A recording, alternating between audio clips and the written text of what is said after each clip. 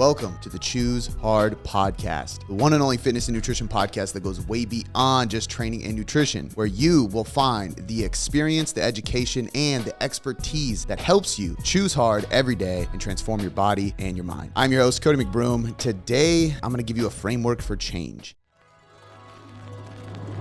The greatest things in life all start with a challenge. You must accept that everything is hard before it gets easy.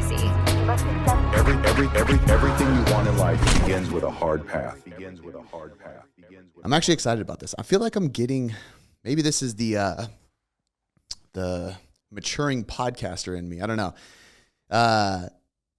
I'm starting to get obsessed with the art and craft of podcasting. I'll just say that. Like the aesthetic in this room is better. I mean, the distance of the camera and the TV and the lighting and the angle, and like I'm just getting obsessed with it all. But one of the things I've been getting kind of obsessed with and really love and enjoy is creating acronyms in these frameworks. And I don't know how I feel like they come to me pretty easy. Like when I say that, I literally mean I scripted this out this morning during breakfast. Like I'm literally eating breakfast and I was like, okay, I have a few ideas of what I want to talk about on the podcast. I have a list of questions that have been sent in, which by the way, you can ask by going to choosehardpodcast.com, and there's a few different options. You can go home, about, the host, me, store if you want to grab a journal or a hat, or you can click inquiries/questions. So if you want to inquire about being a guest on the show, or if you have a good idea for a guest, or if you're a manager for somebody who would be a good fit for the show, or you just have a question, click inquiries/Q&A or questions or something like that. I don't know what they put at the top. Click that. It'll take you to the page. You can fill it out and ask your questions. But one of the things that was on my list is, in essence, change, like how to help people create change in their life more easily, because change, it's difficult to do, right? Change is required for all of us, but it's hard because it's just one of those uncomfortable things, right? And so part of choosing hard in life, and choosing hard as a podcast title, means that I need to continually teach you how to seek discomfort, which is honestly seeking discomfort. That episode I did is probably my favorite episode I've ever done on the show. That and the Choose Hard acronym, which is similar. It's a framework, right? So today I'm giving you one on change, C.H.A.N.G.E. This is the acronym for change, which is a framework that will help you accomplish change. And my goal with this was to actually, in order, so the cool thing is this even goes in order of what I feel like you need to go through and do, and the steps and processes that need to go through your mind before creating any change, if you want that change to be impactful and consistent in your life. So if you're looking to create change in your life and you want to not only make that change and you're scared to make that change, or maybe you've tried over and over again, but you can't be successful, whether that's because you self-sabotage and you stop yourself before you even get started, or it's because you're not changing the right things to change the outcome you want, right? And I think that's the hard part for most people, is that it's not realizing that I need to change. Most people know you want change. Most people know they want an outcome that's different than the outcome they're experiencing right now, which means you literally want change. But people struggle to create change on the front end to change the outcome that they're seeing on the back end. And so I want to help you with this framework so you can use it as a filter for your life and your decisions and your actions, your attitudes, in order to more easily create that change. Okay, I truly believe that. I would encourage you to save this. You could scroll into the description of the podcast and screenshot it. I will lay out the acronym in the description of the podcast, and screenshot that and save it, because if you have that saved in your notes on your phone, your wallpaper, something like that, so that every time you go to make a change and you're struggling, or you're going to struggle, you can be proactive and just look at that and remind yourself of this framework, okay? So change is the framework we're going over, and that is choose, honor, act, nourish, growth, and evaluate, okay? So the acronym for change, which is an acronym that is going to be a framework used in order to more easily create change in your life. So again, this is for anybody who's struggling, and I'm reiterating this multiple times on purpose. So if you're like, yeah, I got it, I understand, just work with me here. I'm doing that on purpose, because That's part of storytelling and speaking in when you're on stage or you're speaking on a podcast or anything like that, just so people know, if you want a message to get in somebody's head, you have to repeat it literally 100 times. Not literally. There's actually a specific number. But the point is that you want to reiterate it over and over again so it really sticks. Okay. We want to make this sticky. So my goal with acronyms, and that's part of the reason why I use acronyms, is not because they're cool, sexy, fancy looking titles. Honestly, they don't even work well for titles when we think of SEO and searchability, but they do work really well for being a sticky message. So the sticky message, the message that I want you to stick in your brain, is one for change. And every time you go to accomplish change, you go to instill change, act on change, start going through change, because you want to change your outcome, you want to change your life, your result, but you're struggling to create change. This is a filter, and this filter is a framework. Change, choose, honor, act, nourish, grow, evaluate. If you can do those things in that order, you will break through the wall, the barrier of discomfort that slams down right in front of you every time you go to make a big change in your life. I promise. So let's dive right in. Choose is first. C, choose. Choose what needs to change. Really, really obvious, right? You can't create change if you don't know what you need to change.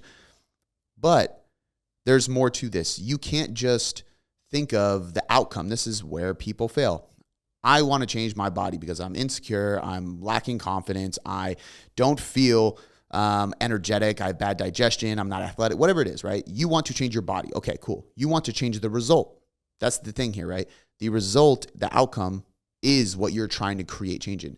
Your result right now is not a fit, secure, confident, healthy, lean body. So the change you want is in the future. But if you don't change things now, you can't accomplish that change. This is why choosing what needs to change is not choosing the goal. That's easy. That's part of this. But this is choosing on the front end what needs to change. So we go through this. Start with your main goal and get hyper detailed on what that goal is.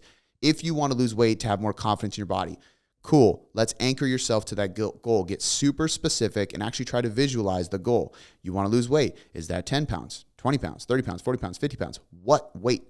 Is it not about a weight? Is it about a pant size? Okay, let's take it a step further. What's the pant size that you want to fit in? What weight do you think you'd be at in order to get to that pant size? Because we can't just keep buying pants every week and use that as a metric to measure your progress. We have to use your weight and your measurements around a tape measure. So we're going to get hyper specific on the goal and the metrics we use to accomplish it, right? If you want to save a certain amount of money, same thing. How much money? What is it for? Why is it significant? Where is it going? A savings investment account? How much are you putting in? How often are you putting it in? From where are you getting the money to put it in? How are you budgeting to make sure that you have enough to save that much every week, every month, every year, whatever? So we have to get super specific with what the main goal is and get hyper detailed on what that goal is and why we want it. What about losing that weight is going to make you feel more secure? What about having that much money in the bank is going to make you feel secure? Again, most of the time we want security. That's what we're after, right? So start with your main goal, get hyper detailed on what that is. Now, reverse engineer from that goal all the way back to where you're at right now. If your goal is blank pant size and blank weight, cool. Where are you at now? Let's reverse engineer that. If you want to lose 50 pounds, that means you need to lose 50 pounds. How long does that take? Reverse engineer. What month will you be at that weight? What is it this year? Is it next year? Right? At what point are milestones? Where are you going to be at month 4, month 3, month 2, month 1? So you know that you're on track and you're hitting these milestones. So you have to reverse engineer that whole process. And then you have to figure out, and this is the big key with change, with choosing your change. What is between you and the goal that you are not aligned with? Okay? So if you have your goal, you reverse engineer it, there's going to be a bunch of stuff in between. If you've never read the book, The Dream Giver, I can't remember who the author is, but it is a phenomenal book. It's a fable or a story, which I often really like fictional tales for personal development stories. I think they're great. But it's about this character, and he is living in this basically this like dreamland, right? And he is essentially trying to go towards his dream. He's trying to accomplish his dream. And there's all these people getting in the way. There's these blockages, these blockers. And he calls them something like dream stealers or something. I can't remember what it is. It's been a while since we read it. Phenomenal book. But the premise is that this person is trying to go from point A to point B, and there's people trying to take his dreams along the way. His dream is the goal, the outcome. His journey is the process to get there. The people that are trying to take his dream along the way are the roadblocks, the barriers, the speed bumps, everything between you and where you're going that you will get stopped by or slowed down by, that you're going to hesitate when you reach. And understand that this is not always bad things. These are good things that get in the way too. Being a parent gets in the way of some of your goals. That doesn't mean we stop being a parent or we give up on our goal though. We navigate it, we adjust, we operate better and more effectively and efficiently. We develop self-control and the skills and traits needed in order to work towards our goal without letting that positive outcome, positive thing, that blessing in our lives, being a parent, get in the way of our goals, because we can have both. So what does this look like? If the thing between, here's some examples. If the thing between you and your goal is time, you need to develop patience and delayed gratification. What that means is that you need to work on patience. So work on slow, progressive hobbies, projects, thing like that, right? For example, podcasting is a great thing. You can always get better and better and better. And it takes a long time to be one of the best podcasters and to be one of the top shows. Be the best content creator, be a successful business owner, right? Watching that grow. Garden. You can garden. Me and my wife have been doing more landscaping around our house. It's something that we didn't want to hire people to do. We wanted to do the work and we wanted our daughter to see us do the work. It's a really positive thing. But man, I am way too impatient for planting flowers and stuff. We have this vision of what we want our garden, all this stuff to look like. And the bush, that we buy that's going to look amazing, we go get it. And it's like this little tiny thing. And he's like, don't worry, it's going to grow. And in 5 years, the thing's going to look amazing. And I'm like, 5 years? Bro, I don't even know where I'll live by then. Hopefully I'll still live in the same house. But you get the point. Like, it's crazy. So what's my issue there? Time. So how do I develop patience, right? Reality is I don't care that much about gardening. That's not my goal. But if my goal is to be the #1 podcast in fitness and nutrition category, okay, well, I need patience for that. Gardening is a great way for me to develop patience with something that has lower stakes that I don't care so much about. And it's reps in the game, right? And then delayed gratification. In 5 years, that plant's going to look amazing, and I'm going to be happy that I waited. There's other things that I can do that are delayed gratification that might take all day, all week, all year. So it's not always 5-year things, but you have to work on developing patience and delayed gratification if time is your barrier. Information. If information is your barrier, this is simple. Seek guidance and acquire knowledge. There is so much information on the internet. And there's so many people around you that know more than you realize they know that can help you, right? If you are, again, the weight loss analogy, right? You're struggling to lose weight. You've been thinking about this for a while. You have the goal in mind. You're trying to reverse engineer where you're at now to where you want to be to where you're at now. And you realize that the biggest barrier between there and you, where you're at now and there, is the information that you lack. Okay, well, just so you know, you're listening to a podcast that is hosted by an individual who owns an award-winning nutrition coaching company. 3 consecutive years in a row, I might add. So we kind of know how to do this transformation thing. Seek the information. Start scrolling through the podcast. Find a bunch of info. Go to the website. Get some free downloads. Look at the YouTube. Read some blogs. Even better, seek guidance. Get a coach, which leads me to the next one. If consistency is your issue, if consistency is the issue, then you need to get coaching and be held accountable. Plain and simple. A lot of people forget how important coaching and just having accountability is. People forget how valuable accountability is for any goal you're chasing, because if you're not consistent, you just lack accountability in your life, right? So you need to get that accountability. Sorry, I'm trying to adjust my mic if you're watching me fidget around on the screen. So information, seek guidance, and acquire knowledge. That's really easy. Consistency, if that's the issue and the barrier, you just can't get consistent, you need to get a coach. You need to be held accountable. There's other ways to be held accountable outside of just having a coach. If you want to hold yourself, I think everybody should practice all things. I'm a firm believer in hiring coaches and spending money on accountability. I think there's a big gap between free accountability and paid accountability, honestly. So I highly suggest doing that. If you want to work with us on your fat loss, go to fatlosstransformation.com. It'll go right to an application page for you for working with us, and we'll be able to help you. And you'll see a bunch of stuff on there that gives you more insight and information of what we do and how we do it and why we get the results we get.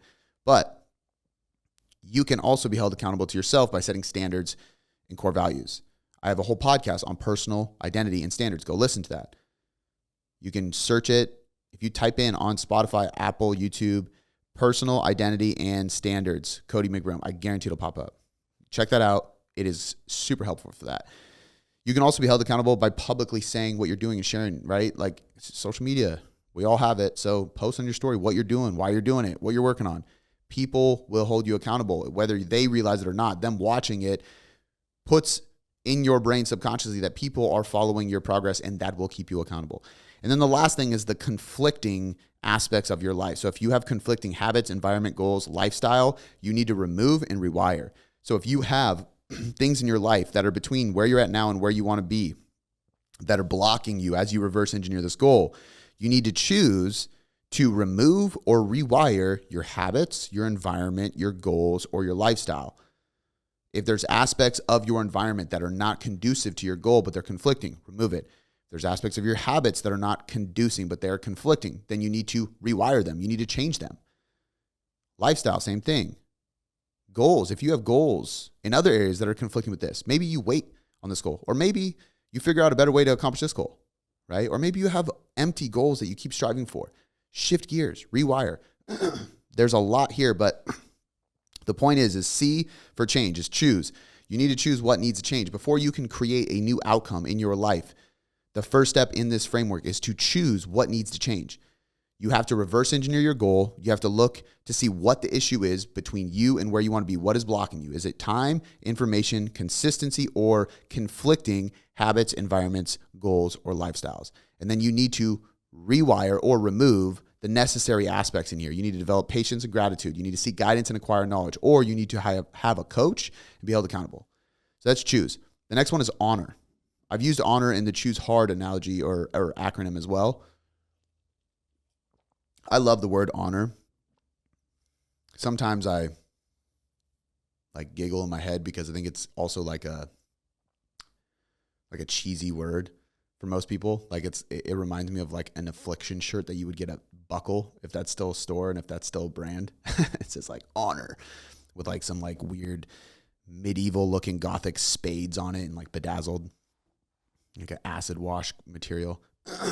Anyway, that was never my style. I'll just throw that out there. I was a skateboard dude. I didn't wear that kind of stuff.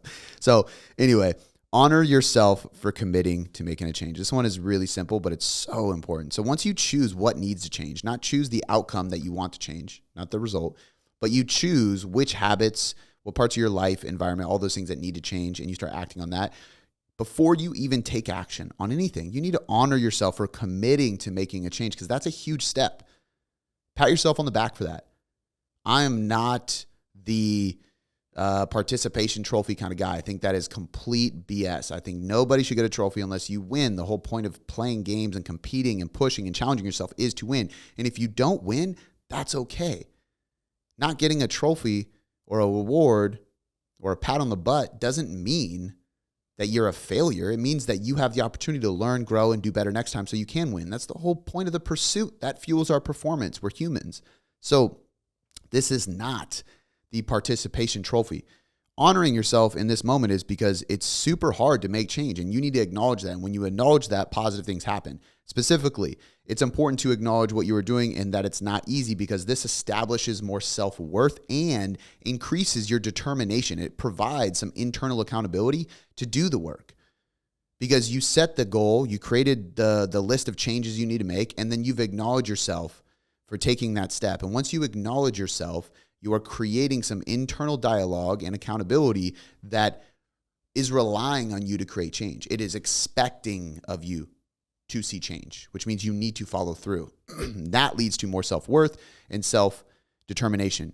Self-worth is literally the idea that I am a valuable human being. I bring value to the world. I believe every person on this earth is born for a reason and has value to give. God instilled, gifted all of us. Some of us have a struggle discovering it, and I totally get what that's like. But until we start creating change and taking action and moving towards something and then acknowledging that we're doing that, it's going to be hard to develop that self-worth. Because self-worth it stems from an opinion, whether we like it or not. Some people struggle with self-worth even though they are so valuable as humans. That's why it's a personal opinion and dialogue. Well, how do we change our personal opinion? We could sit here and go, well, opinions aren't facts. That's true. But the reality is that internal dialogue and opinion is distorting your brain and causing you negative stories and headspace. So how do we improve the mental health situation here? Well, we start by changing the opinion. And we do that by acknowledging when we do good things. This is a good thing. Acknowledge it. But based on research, acknowledging this change increases the likelihood of success on multiple levels. And I'm going to quote this. Studies have consistently shown that individuals who write down their goals are more likely to achieve them than those who don't. For example, one study by Dr. Gail Matthews found that people who wrote down their goals were 42% more likely to achieve them than those who didn't. Now, this is about writing down goals in habits and change. And in the study, in the meta-analysis, there was like 4 more studies. 42% was the higher increased percentage. That's why I pulled that one. But all of them talked about this idea of planning ahead, writing action steps, developing habits by listing them out, habit stacking. All of those things are based on journaling and planning and all that, right? But that's how we create change. We don't just sit here and think about it. We write it down. So step 1 is figuring out what needs to change. You do that by writing it down. And as you write this down, you have proof that you are doing something. That is tangible. That is something you can see. And when you see that, you need to honor yourself for doing that. And the reason I shared this study is because there's proof that what you did is good. So if somebody goes, yeah, well, it's not like I really did that much. I barely just, and the people always do this, and I hate this. If you're somebody who constantly pushes away compliments, stop. It's annoying, and it's bad for your mental health. But if you're like, all I did is write down some stuff. Okay, well, this study shows that 42% of people are more likely to achieve their success. Your success rate goes up 42%.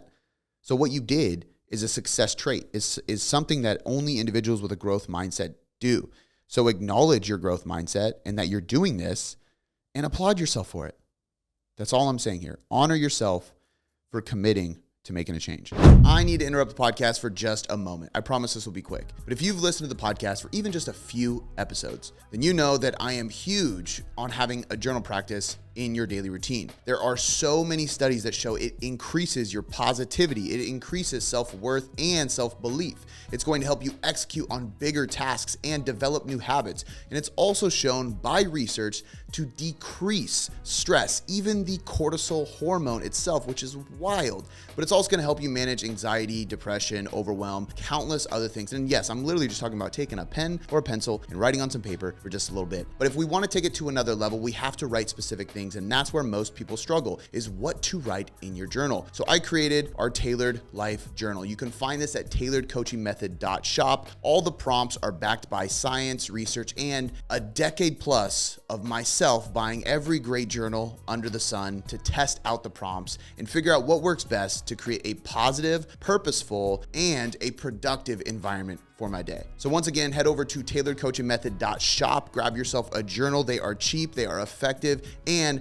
they look really cool too, leather bound and everything. So go check them out, grab a journal. It's gonna make your life so much better, I promise. Now, let's get back to the podcast. A, choose, honor, act.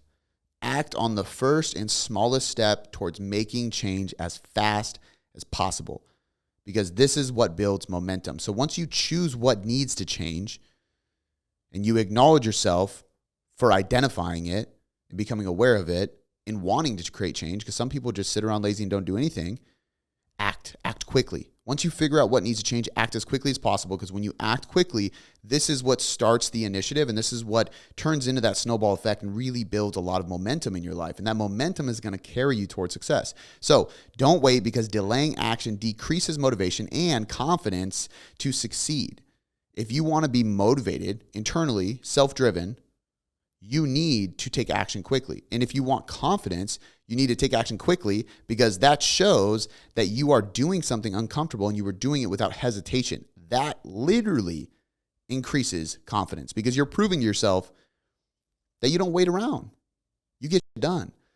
Studies on dieting show this countless times. They show that individuals who take a more aggressive approach, so a bigger calorie deficit, and push fat loss faster in the front end, they actually get better results in the short term, obviously, because it's a bigger calorie deficit, but even in the long term when they do follow-up studies, or when there's a really good study where they drop calories really low and be aggressive, and then a few months later, they actually taper them up like a reverse diet, and then have a slow, gradual weight loss for the rest of the study. And I want to say the study was like 8 months total, if not a year.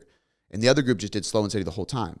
The group that went fast in the beginning lost more weight total and they sustained it longer on the follow-up study when they came back next year and looked at it. And the researchers noted that they believe it's because of better adherence. And the part that, it's hard to, adhere to an aggressive diet. Totally agree with that. But in the beginning, it's easy to adhere to anything because you're in that honeymoon stage. So if we go hard in the beginning, that's going to increase our motivation internally. And we're going to be able to use that to keep us consistent long-term.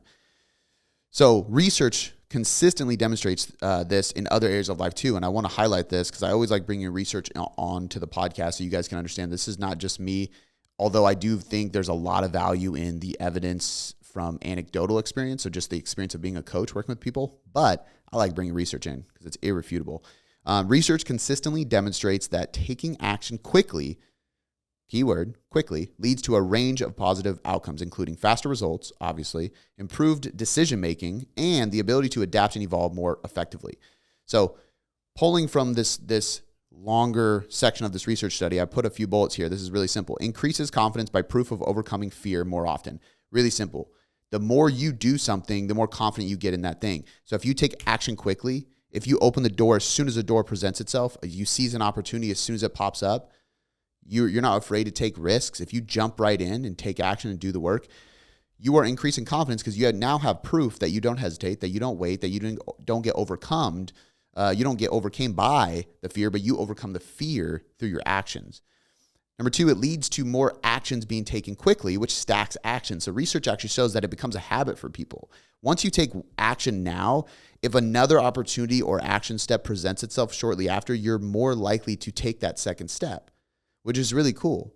It basically means that you have this momentum, this bounce, this resiliency that once you do it once, yeah, it was hard and maybe it didn't even go well, but screw it, I'm already in this and another thing presents itself, boom, let's do that too. And you can go from one to the next.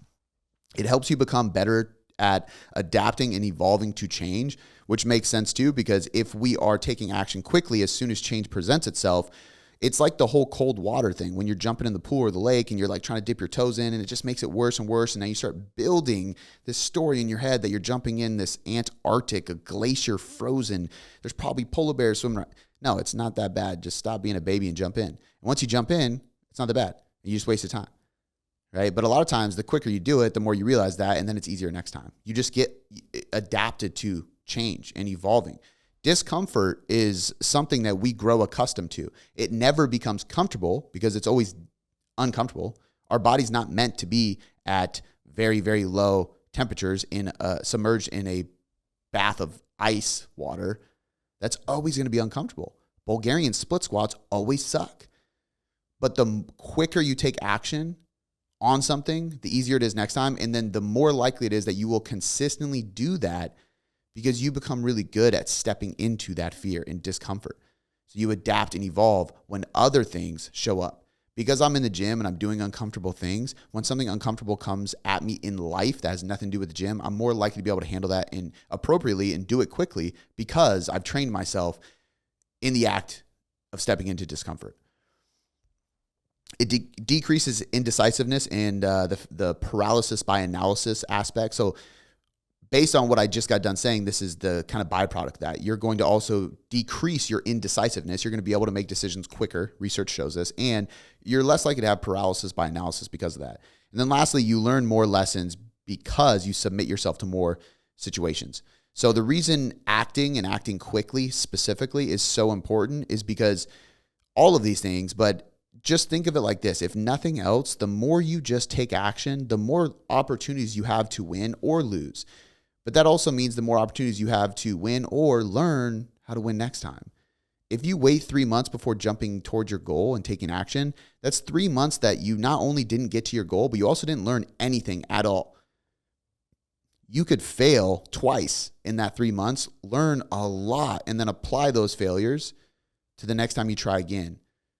And the crazy part is let's say you waited 3 months before you did it. You could fail, and then start again and win better than before or any other possible situation could have presented itself with in that same 3 month period. But if you waited, you might have to fail twice again. So it's like we can wait and then maybe get it the first time and get a decent result, or we can start right away, fail twice, learn from those lessons, and guarantee we win the third time, and we probably win bigger because of it. And that's assuming we don't fail twice still on waiting, So choose, honor, act. Now we have nourish.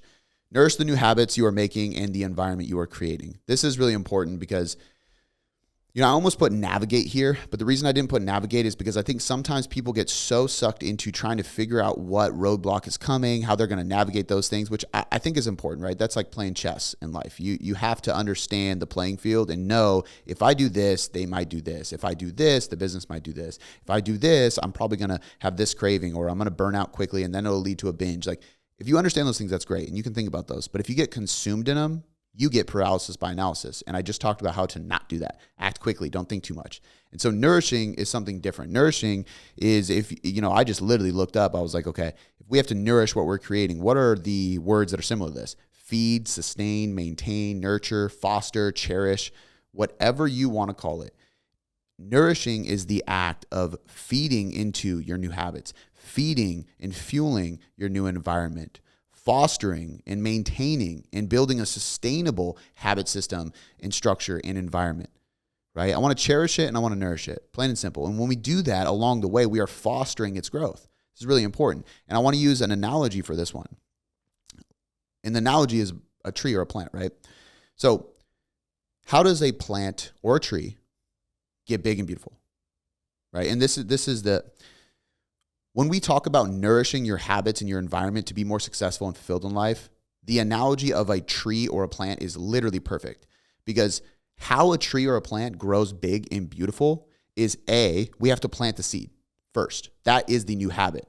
And we have to plant it in good soil. That's the environment. So we have a good habit, seed, and we have a good environment to grow that seed.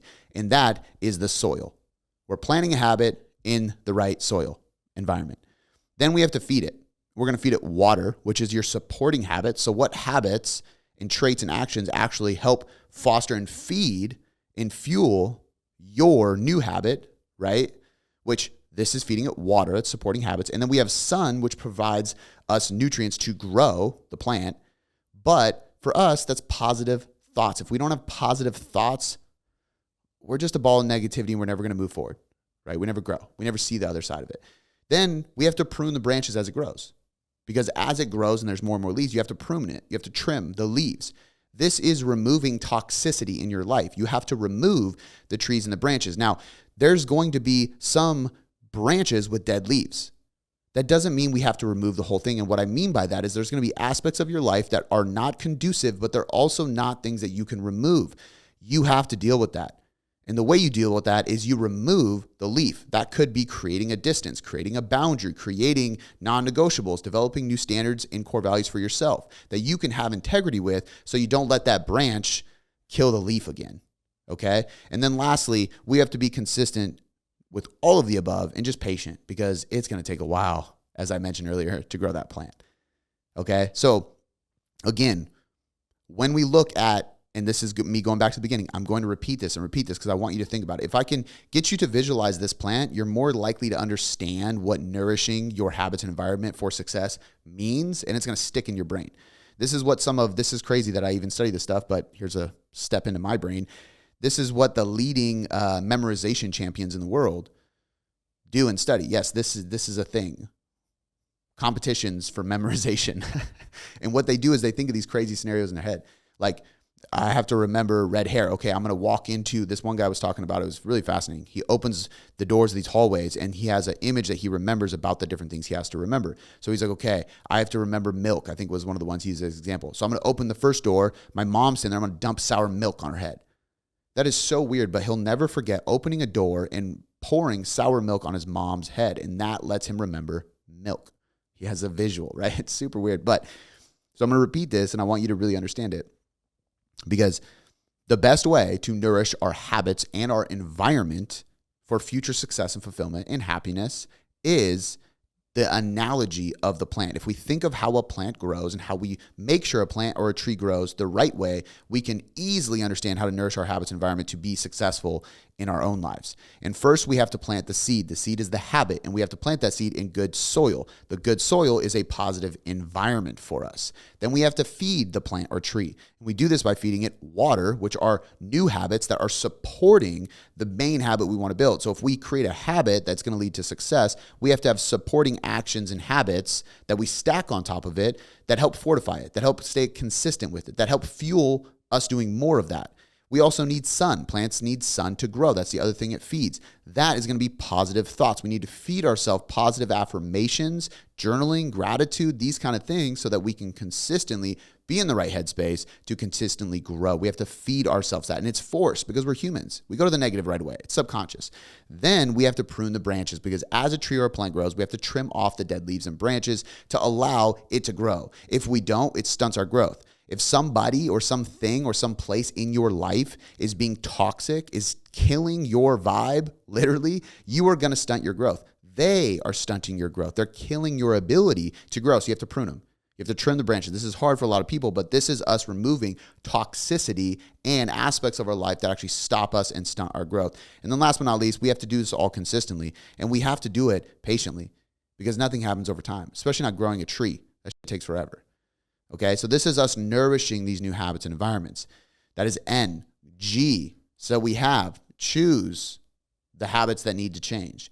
Act as quickly as possible. Choose the habits that need to change. Honor yourself for committing to making a change. Act as quickly as possible. Nourish the new habits and environment. And then we need to grow. The way I frame this is not you need to grow. It's the word growth. Because if you're doing everything I've mentioned so far, you're going to grow. You're listening to this podcast, you're growing. So this next step is growth, because growth needs to become one of the primary thoughts at the forefront of your brain. Okay? Change requires growth. We know that. And growth requires change, obviously. So we must be consistent in finding new ways to grow in different areas of life all the time so that we can continue to empower our ability to succeed. Being somebody who is a growth-minded individual, that is a habit, that is a trait, that is a characteristic. It's a personality trait that is developed. It's chosen. We have to choose these traits. You want to be a disciplined person? Choose that. You want to have more self-control? Choose to be more self-controlled. Doesn't mean it's easy. Doesn't mean it happens right away. But you have to start choosing to put yourself in scenarios that require control or discipline, and then you have to act on it and do it. Okay? Now, by having growth at the forefront of your mind, you are more likely to see the bright side or look at the glass half full instead of half empty. This growth mindset is really just being optimistic. Okay? That's all this really is. It's being optimistic. If you have growth at the forefront of your mind, you are a growth-minded individual. It means that you are constantly looking at situations and saying, what's the positive here? How do I grow through this? Not let it conquer me. I don't want this to challenge me or push me down. I want to push back. I want to challenge it. I want to challenge myself to grow through it, not get through it. That alone is such a good reframe. Don't get through things, you grow through things, okay? And this is a trait that you have to develop as a person. And research, of course I bring this up, consistently shows that a strong positive correlation, that there is a strong positive correlation between optimism and success in various areas of life, including career, social relationships, and even physical health. Optimists are more likely to persist in the face of challenges, maintain better relationships, and achieve greater success. This is partly because optimism can lead to better coping mechanisms, more resilience, and a greater belief in one's ability to achieve goals. So what does this really mean? This G, growth being at the forefront of your mind, means that you are an optimistic individual who is looking for growth. You're seeking it out. You're looking around and wondering, where can I grow? This happened for me, not to me. I'm going to grow through it, not get through it. There's always a silver lining. Being somebody who is a growth-minded individual is being an individual who is seeking out the silver lining. Not letting the negative cloud your sight and your vision and your judgment, and removing the lesson that could be learned from the situation, okay? So growth, really, really important. And you can also just look at this as optimism. And then the last letter, E, this is evaluate. You have to evaluate and reflect so that you can learn what's working and what's not working. Okay, going back to the journaling podcast that I did recently. If you haven't listened to that, go listen to it. I'll leave it in the description. It's really good. It wasn't just on journaling. It was on morning routines. But as I go through it, I talk about how journaling decreases stress, anxiety, and overwhelm while increasing the rate of success, calmness, and fulfillment. And this is backed by research. I'd say it in the podcast. I couldn't find my notes before this for that episode, but I want to say it was like a 66 or 67% increase in in change of this thing. So you see this huge decrease in stress. They even showed a decrease in the stress hormone cortisol, which is crazy. You're physiologically changing based on you doing something as simple as journaling. Right? And this is why I always talk about the Tailored Life Journal that is at tailoredcoachingmethod.shop, because there's prompts in there that help you with this. But the point is that if you're evaluating and reflecting, you are doing a few things. One of the reasons why it decreases stress and anxiety is because it's you venting. A lot of people need like a good friend to vent to, but in life, sometimes you don't have those people, or you don't want to bring people down, so you just keep it bottled up. That is not healthy. I've done it. We all do it. I get it. It's not healthy though. So we have to be able to journal, and going through a journal practice is really key. Our journal doesn't have one to like really vent and release your anger or pain or anything, but there are journals that do that, and there's ways you can do that. I'm happy to share that with anybody that emails me, Cody@tailoredcoachingmethod.com. I'll send you some books and some references that you can check out for things that you can really, really dig in. We call it Do the Work. There's a book called Loving What Is by Byron Katie, and you go through this on a sheet of paper. And it's like really like releasing anger and sadness and pain and hurt. It's pretty crazy. It's pretty deep. But the point is that is usually what releases a lot of that stress and anxiety. And then also part of it, and this is the reason that leads to more success, calmness, and fulfillment, is because part of anxiety is stress and fear of what's coming. It's the fear of the unknown, what could happen. When you journal, you're also planning ahead. And when you plan ahead in a journal, you have proof that it's going to work out. It's going to be fine. So you can list things out and make sure that you have a plan of execution so that you cannot fall victim to the things that you're making up in your head that you're scared of. And then the point here with everybody is really similar to what we tell our clients, and that's just having game tape, right? Game tape in sport is where we're watching. We film the whole game, and then you watch back the game. It's a football game, basketball game, soccer game, whatever. You watch it back to see what you could have done better. You just see their plays versus our plays, to see where we missed certain shots or passes or breakthroughs or anything. If we don't see where we missed something, we can't make sure that we don't miss next time. So when you look at your game tape and you watch it back, you are able to see what you could have adjusted so that you can adjust it next time. And if we don't see, we can't adjust. And if we can't adjust, we can't progress, okay? So this is kind of like a cycle, and that's why I put evaluate and reflect at the end, because going through change and having a framework for change like this is really, really simple. And again, this is something that I hope you use as a lens. You can go through these the whole time. So we'll recap this so you can see how this is a cycle and it's a loop, and you do it over and over again. But the framework for change and being able to more easily create change starts with choosing the habits that you need to create change with. Then it goes into honoring yourself, because you are making a commitment to creating change, and that is not easy. You can increase internal drive and self-worth by just acknowledging that you're doing it. So honor yourself. Then you have to act. Specifically, you have to act quickly, because when you act quickly, you create more momentum, and that initiative fuels the start of your journey and success. It's also going to lead to a lot more motivation and confidence, because you're proving to yourself that you don't wait, you don't delay, you don't procrastinate. You get it done quickly. And that happens from acting quickly. So take action right away. Then we move into N, which is nourish. Nourish your habits and your environment like a tree. You have to plant the seed habit in good soil environment. You have to water it with supporting habits, and you have to get the sun on it, which is your positive attitude and thoughts. Then you have to prune the toxicity or the dead leaves and branches as it grows so that nothing stunts your growth. Then you have to be patient and wait. So you have to nourish those habits in the environment. Then you get to G, which is growth. You're going to have a growth mindset. Growth is going to be at the forefront of your mind, because when it is, you are an optimist. And optimists, based on research, are shown to be more effective people and more successful people. You see the glass half full, not empty. You think things happen for you, not to you. And you grow through it. You don't get through it. And then the last part here is simple. It is evaluate and reflect. You've gone through C.H.A.N.G.E. Now reflect and evaluate what went well, what didn't, what needs to change, what you can do better. Or if nothing needs to change, you can do it again. You have the blueprint. You have the template. You just did it. And now you can reflect and evaluate on what you just did so you can rinse and repeat. Use this change framework in order to break through, see better results, and create change when you are afraid to create change, when you are hesitating and you don't know why. This will get you through it, I promise. I hope this was valuable. I hope this helps you create more change in your life for positive outcomes. That's what this is all about. And part of this is choosing hard, obviously. That's the podcast title. And this whole thing is choosing hard. Change is hard. But I want to encourage you to choose hard. And if this helped you, if any of the podcasts help you, do me a huge favor. Leave a 5-star rating and review. It helps more than you know. This is a free podcast, and we want to get it to more people. And the only way we can do that is with your help. So if you're a part of the tribe, if you're a part of the community, if you're a part of this Choose Hard culture, please do me a huge favor. Leave that 5-star rating review on Spotify and Apple, and it'll help us grow. It impacts this culture, this community, and this mission more than you know.